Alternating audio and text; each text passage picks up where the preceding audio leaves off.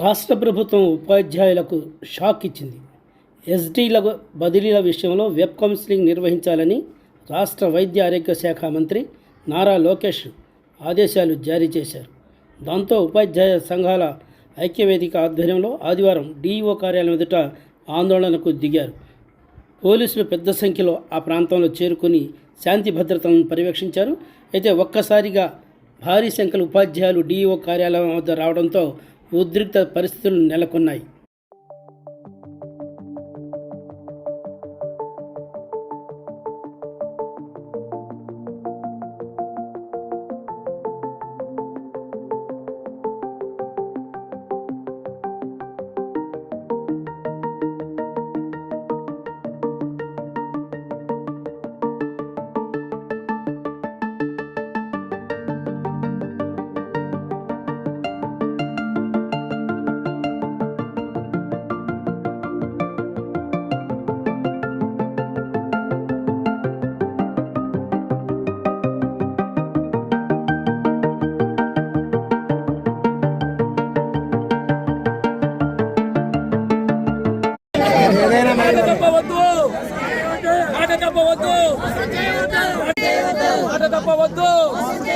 అధికారుల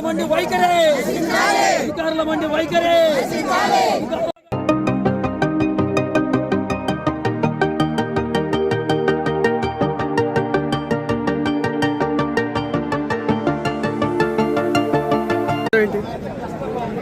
బదిలీల మీద ప్రారంభానికి ముందే ప్రభుత్వం చర్చలకు పిలిచింది.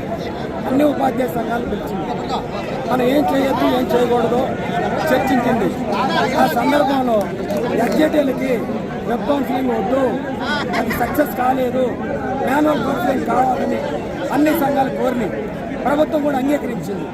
ఎస్జేటీలు ఖచ్చితంగా మేము మాన్యువల్ కౌన్సిలింగ్ పెడతామని హామీ ఇచ్చింది. తీరా ఇప్పుడు మాట తప్పి మాన్యువల్ కౌన్సిలింగ్ లేదు, వెబ్ కౌన్సిలింగ్ అని చెప్పి చెప్తా ఉంది. వెబ్ కౌన్సిలింగ్ అయితే 3000 ఖాళీలు మనం జిల్లాలో వెతకాలి. ఏ ఊర్లో ఏ మండలంలో ఏముందో చూసుకోవాలి, వాటిని అప్లోడ్ చేయాలి. ఇది సాధ్యం కాదు. కొన్ని ఆప్షన్స్ పెట్టిన తర్వాత మళ్ళీ సాఫ్ట్వేర్ జంప్ అయిపోతా ఉంటుంది. ఈ విధంగా టీచర్లు చాలా ఇబ్బంది పడ్డారు. సగానికి పైగా టీచర్లు గతంలో అనుకున్న ప్లేస్ రాలా. అదే మాన్యువల్గా జరిగితే ఎవరికి కావాల్సిన వాళ్ళు కోరుకుంటారు. కాబట్టి మాన్యువల్ కౌన్సిలింగే అమలు జరపాలి, లేకపోతే మేము అంగీకరించాం అనే పేరుతోటి ఈ రోజున ఆదివారం అయినా ఎండ ఇంత ఉండా కూడా ఇవాళ టీచర్లు మహిళలు ఇవాళ టీచర్లు 70% మంది మహిళలు ఉన్నారు. వాళ్ళు ఆవేదన గురి చెందుతూ ఉన్నారు. రేపు ఎక్కడికి వెళ్ళాలి, ఎటు వెళ్ళాలి, తెలిసిన ప్లేసా తెలియని ప్లేసా, దగ్గర దూరం. అదే మాన్యువల్ అయితే కోరుకుంటారు, వాళ్ళకి నచ్చిన ప్లేస్ వాళ్ళకి వచ్చిందే కోరుకుంటారు. ఆ విధంగా మాన్యువల్ పెట్టాలి. మాన్యువల్ పెట్టకపోతే ఈ పోరాటం అనేది రాష్ట్ర స్థాయికి చేరుతుంది. అంటే గతంలో మాన్యువల్ లేదా? ఇప్పుడు గతంలో మాన్యువల్ జరిగింది, ఒకసారి వెబ్ జరిగింది. వెబ్ జరిగినప్పుడు నష్టం జరిగింది. అందుకని మళ్ళీ ఇప్పుడు వద్దంటున్నాం. వాళ్ళు కూడా ఒప్పుకున్నారు. మళ్ళీ ఎందుకు మాట్లాడుతున్నారు? అది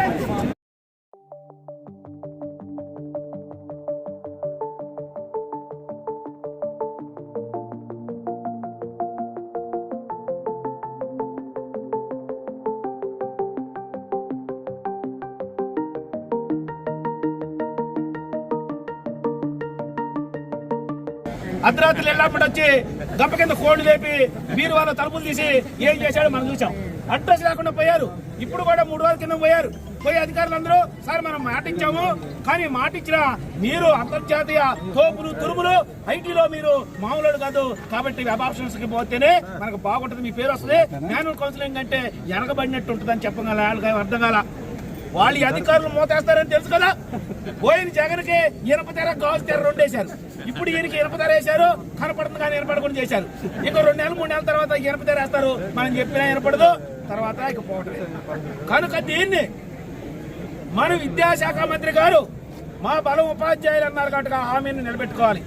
ఉపాధ్యాయులు మీకు అండగా ఉన్నారని మీరే చెప్పారు కాబట్టి వాళ్ళకి మీరు తోడుగా ఉండాలి. వారికి ఇచ్చిన హామీని మీరు అమలుపరచాలి. మేము రూపాయి అడగట్లేదు, ఆ మాన్యువల్ కౌన్సిలింగ్ జరపండి. అధికారులు చెబుతారు వారం 10 రోజులు అంటారు, ఏమి కాదు, ప్రశాంతంగా 8 ఏళ్ళు పనిచేస్తారు, మీకు ఉపయోగం జరుగుతుందని కూడా మనం ఉపాధ్యాయులందరూ కూడా మాన్యువల్ కౌన్సిలింగ్ జరిగితే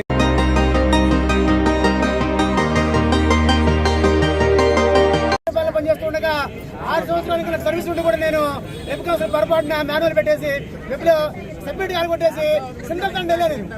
దానివల్ల బాధపడి 2017లో మన మాన్యువల్ కౌన్సిల్ వల్ల నేను తాడేపల్లి మండలం వచ్చా. దానికి బాధపడాడు కాబట్టి ఆ బాధ తెలుసు కాబట్టి అలాంటి బాధపడకుండా ఉండాలని కోరుకుంటూ మనందరికీ మాన్యువల్ కౌన్సిల్ కల్పించాలని మనస్ఫూర్తి కోరుకుంటూ మనకి విద్యామంత్రి లోకేష్ గారు దగ్గరలో మనకు ఉన్నాడు. మన విద్యాభవన్ ముట్టడించాం. ఆడ ఇచ్చిన హామీలు ఏమైంది అవన్నీ తొంగలో దక్కారు. మరి ఎన్ని పరిస్థితి ఏంటి ఇవన్నీ మనకు పరిష్కారం కావాలంటే కంపల్సరీగా మాన్యువల్ పరిష్కారం ఉండాలి. మన దేనికి ఎంతవరకు మనం వెళ్ళాలి. అలాగే ఎవరు కూడా అభ్యాసం అనేది బదిలీల ప్రక్రియ ప్రారంభం కాకముందే ప్రభుత్వంతో ఉపాధ్యాయ సంఘాలు చర్చలు జరిపిన తర్వాత ఆ చర్చల్లో వెబ్ కౌన్సిలింగ్ కాకుండా మాన్యువల్ కౌన్సిలింగ్ చేస్తామని హామీ ఇచ్చారని ఆ హామీని నెరవేర్చాలని నాయకులు కోరుతున్నారు.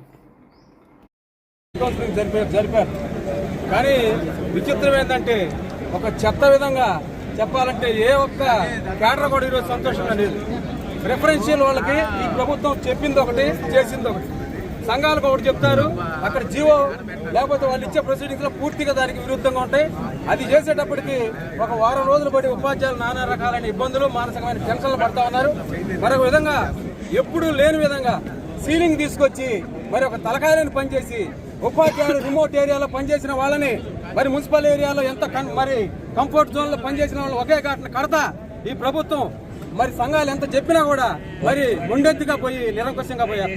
ఈ రోజు వెబ్ కౌన్సిలింగ్ దాదాపు 50 మంది 60 మంది పెట్టుకోవడానికి 50-60 ఆప్షన్స్ పెట్టుకోవాలంటేనే మరి ఎన్నో తప్పులు తడగ్గా జరిగిన ఈ ప్రోత్సాహం దాదాపు 3000 ఆప్షన్స్ పెట్టుకోవాలని తలకాయ లేని విధంగా ఈ రోజు నిరంకుశంగా ఆ రోజు ప్రిన్సిపల్ సెక్రటరీకి ఇచ్చిన మాటను కూడా తప్పుతా ఈ రోజు ఈ రకంగా ఎంఈఓలకి ఎంఆర్సీలకు ఇచ్చి ఒక దొమ్మిదనంగా ముందుకెళ్తున్నారు. దీన్ని ఎట్టి పరిస్థితుల్లో కూడా సాయంత్రం 5 అయినా 6 అయినా సాధించేదాకా మనం పోవని చెప్పేసి రాష్ట్ర విద్యాశాఖ మంత్రి లోకేష్తో ఉపాధ్యాయ సంఘాలు చర్చలు జరిపిన తర్వాత భవిష్యత్తు ప్రణాళికను సిద్ధం చేస్తామని నాయకులు చెప్పడంతో డిఓ కార్యాలయం నుంచి ఒక్కొక్కరు ఉపాధ్యాయులు పయనమయ్యారు.